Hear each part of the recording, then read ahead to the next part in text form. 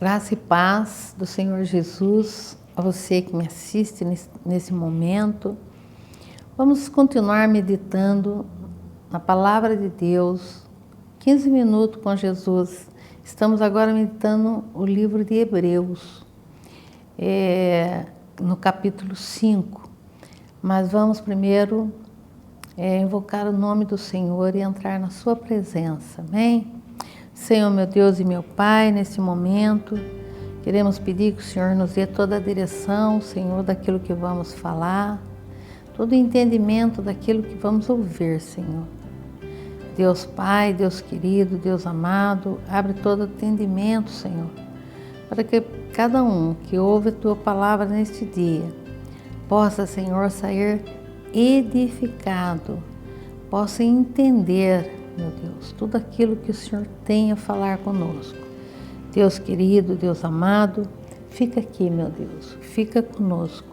E eu já te agradeço em nome do Pai, do Filho e do Espírito Santo de Deus. Amém. Bem, hoje nós vamos falar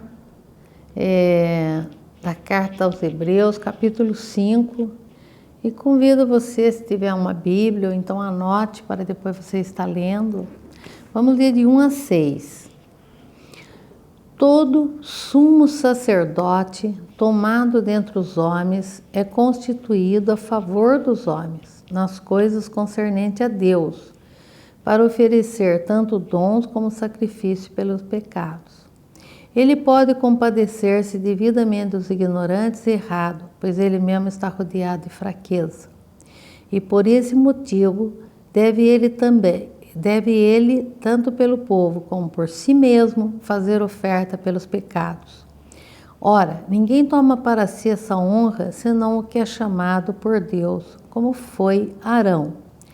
Assim também Cristo não se glorificou a si mesmo para se fazer sumo sacerdote, mas o glorificou aquele que lhe disse: Tu és meu filho, eu hoje te gerei. Como diz em outro lugar, tu és sacerdote eternamente, segundo a ordem de Melquisedeque, o qual nos dias de sua carne, tendo-se oferecido com grande clamor e lágrima, orações e súplica, ao que o podia livrar da morte, e tendo sido ouvido por causa da sua piedade, embora sendo filho, aprendeu a obediência por meio daquilo que sofreu.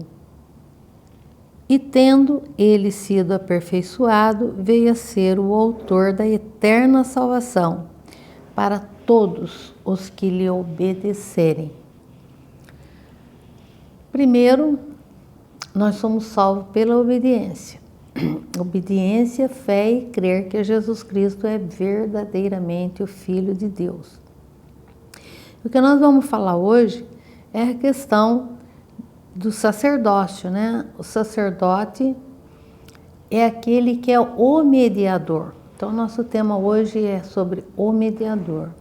O sacerdote é aquele que é mediador entre o céu e a terra, ou seja, entre Deus e o homem. Claro que o sacerdote, ele tem essa função por chamado de Deus, né? Deus chama as pessoas. Mas uma das condições para ser sacerdote, nós acabamos de ler aqui. Ele tem que passar por todas as dificuldades, por todos os sacrifícios. Ele tem que se identificar com as dores, os sentimentos e a fraqueza daquele por quem ele vai interceder. E por isso Jesus se fez homem, ele se esvaziou, ele deixou todos os seus poderes para sentir tudo aquilo que o homem sente. Verdadeiramente Jesus sentiu dor, vergonha e até medo. Ou seja, ele, como homem, porque Jesus nunca deixou de ser Deus, ele era 100% Deus, 100% homem. Mas como homem, ele chegou a chorar, ele chegou a pedir para o Pai, se possível, afasta de mim esse cálice, mas imediatamente ele disse: mas que seja feita a tua vontade e não a minha. Então, assim como Jesus obedeceu ao Pai até a morte, nós temos que seguir o caminho de Jesus e sermos obedientes para alcançarmos a salvação. Aí a gente vê que no passado, lá no Velho Testamento, existia a figura do sacerdote e do sumo sacerdote. Então, existia um lugar chamado Santo, e existia no tabernáculo, existia um lugar chamado Santo dos Santos, né? E as pessoas então levavam ali no templo para sacrificar animais pelos seus pecados. E o sacerdote então fazia o sacrifício. E o sumo sacerdote era aquele que uma vez por ano entrava no Santo dos Santos, onde existia-se uma cortina, um véu, e ali então ele tinha que oferecer o sacrifício por si mesmo e pela nação. Ele não podia ter pecado, né? Se ele tivesse pecado, Deus não aceitava o sacrifício e ele morria ali dentro. Então nós vamos ver que Jesus, quando ele morreu, e morreu em morte de cruz, ele foi, diz a palavra que na hora que ele foi golpeado no seu peito, a sua carne, porque quando se fala véu aqui na Bíblia, simbolicamente essa palavra véu quer dizer carne, porque hoje o templo do Espírito Santo somos nós, não é mais um templo feito de coisas materiais, como naquele tempo. O sacerdote, ele literalmente ele entrava num local aonde havia era um espaço sagrado, somente o sumo sacerdote podia entrar, nem os sacerdotes entravam, e ali ele oferecia o sacrifício. Mas veja bem, agora nós sabemos que quando Jesus morreu na cruz, quando fala se rasgou o véu do templo, significa o quê? O templo agora somos nós, o templo do Espírito Santo, onde Deus quer habitar. Então, Jesus, naquele momento, ele nos deu acesso ao Pai. Então, naquela hora, ele foi o sumo sacerdote. Ele é o sumo sacerdote e o sacerdote. Então, aquelas pessoas que eram mediadores entre o homem e Deus no Velho Testamento, desapareceu.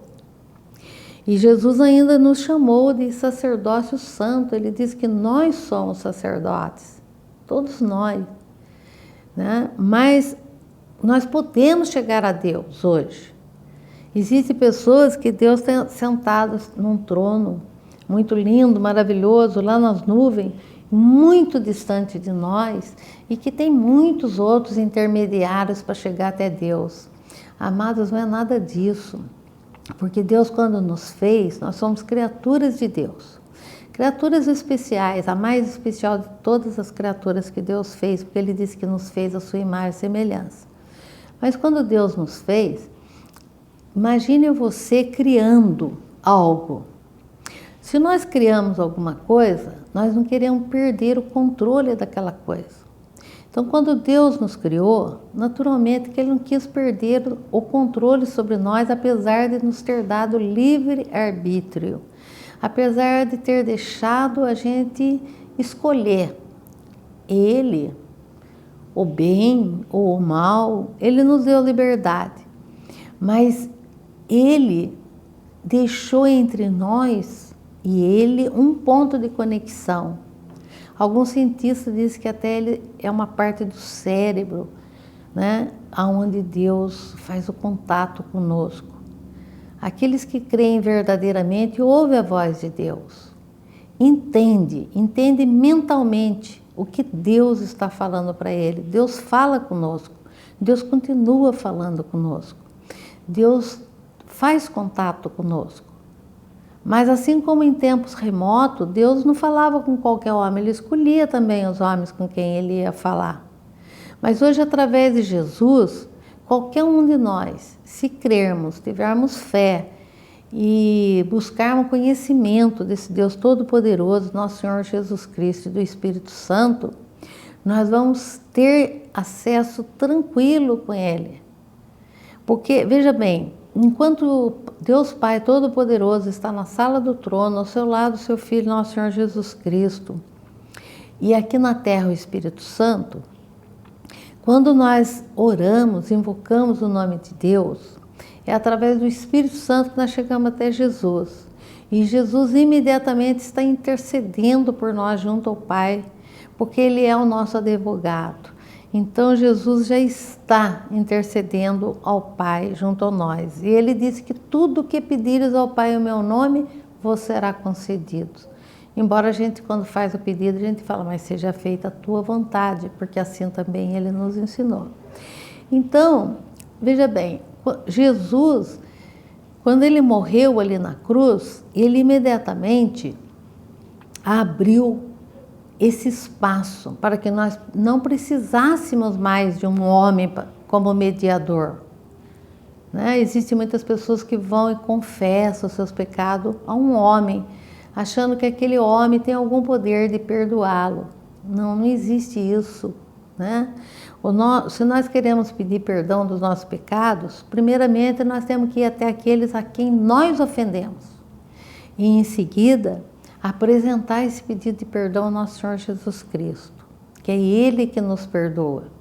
E quando Ele nos perdoa, Ele abre as portas da sala do trono para nós.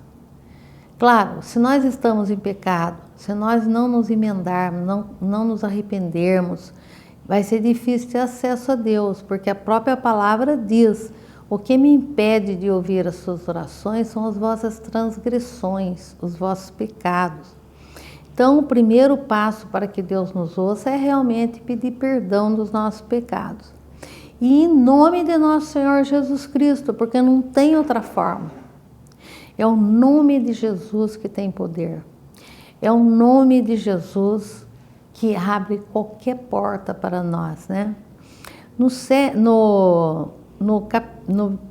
5 e 6 diz assim: assim também Cristo não se glorificou a si mesmo para se fazer sumo sacerdote, mas o glorificou aquele que lhe disse: tu és meu filho, eu hoje te gerei. Como diz em outro lugar, tu és sacerdote eternamente segundo a ordem de Melquisedeque.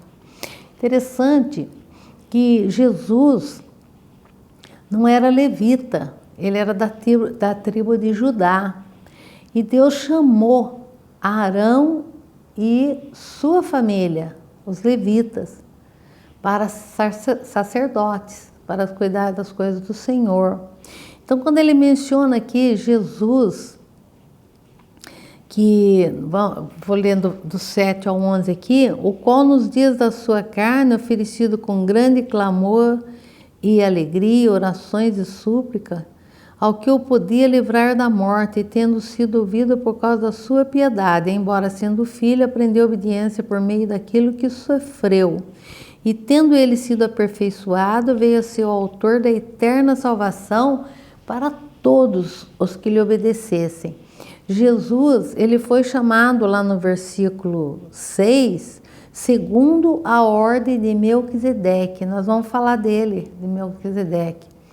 Porque Melquisedeque, ele era alguém que era totalmente fora dessa linhagem de Levi. E foi reconhecido por Abraão como sacerdote. Nós vamos explicar melhor isso no próximo encontro. Então Jesus também, Jesus era da tribo de Judá, né? Então nós vimos aí na nossa leitura que Cristo, o caminho, ele sofreu na carne, ele foi obediente, e através dele é que nós temos acesso ao Pai. E finalmente aí do versículo 11 ao 14 ele diz assim: a esse respeito temos muito que dizer, mas é em difícil interpretação, porque vos tornaste tardios em ouvir. Com efeito, devemos já ser mestres por causa do tempo decorrido. Ainda necessitais de que vocês vos tornem a ensinar os princípios elementares dos oráculos de Deus. E vos haveis feito tais que necessitais de leite, não de alimento sódio, Ora, todo aquele que ainda se alimenta de leite não está experimentado na palavra da justiça porque é criança. Mas o alimento sólido é para os adultos, para aqueles que pela prática têm a faculdade exercitadas para discernir tanto bem como o mal. Então, aí ele está falando que muitas pessoas são imaturas, espiritualmente falando, imaturidade cristã, né? Então, quem é que está pronto para entender todas essas verdades espirituais? Quem está pronto? É só através de estudos, é só através do conhecimento da verdade e da prática que as pessoas vão adquirindo essa maturidade espirituais, que é o assunto do nosso próximo encontro. E eu te aguardo, amém? Fica na paz do Senhor Jesus e até o nosso próximo encontro.